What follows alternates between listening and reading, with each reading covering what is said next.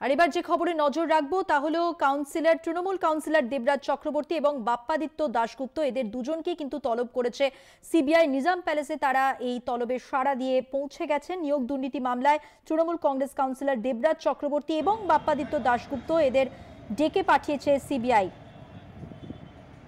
এদের দুজনেরই বাড়িতে আমরা জানি যে সিবিআই আধিকারিকরা তারা গিয়েছিলেন এবং তাদের বাড়ি থেকে যে সমস্ত কাগজপত্র নথি পাওয়া যায় তার ভিত্তিতেই কিন্তু তাদের ডেকে পাঠিয়েছেন সিবিআই আধিকারিকরা।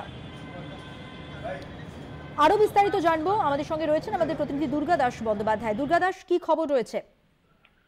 দেখো, তোমাকে বলে রাখি যে নিয়োগ দুর্নীতি সংক্রান্ত বিষয়ে তদন্তে নেমে ইডি আধিকারিকরা একাধিক জায়গায় যখন তাদের তদন্ত প্রক্রিয়াকে এগিয়ে নিয়ে চলছিল, তখন সেই জায়গা থেকে একদিকে কলকাতা পুরসভার কাউন্সিলর বাপ্পাদিত্য দাশগুপ্ত এবং বিধাননগর পুরসভার কাউন্সিলর দেবরাজ চক্রবর্তীর নাম সেখানে পায় এবং তাদের সেই কানেকশনের সূত্র ধরেই বিগত দিনেও দেবরাজ চক্রবর্তীকে এবং বাপ্পাদিত্য দাশগুপ্তকে তারা ইডি আধিকারিকরা তলব করেছিল এবং সেখানে তাদের জিজ্ঞাসাবাদ করা হয়। জিজ্ঞাসাবাদ করার সাথে সাথে তাদের বাড়ি থেকে তারা বিভিন্ন ধরনের নথিপত্র তারা অবশ্যই আজকে সিবিআই আধিকারিকরা তাদের কি জিজ্ঞাসাবাদ করেন বা পরবর্তী সময়ে কি ব্যবস্থা নেওয়া হয় সবটাই আমরা জানতে পারবো।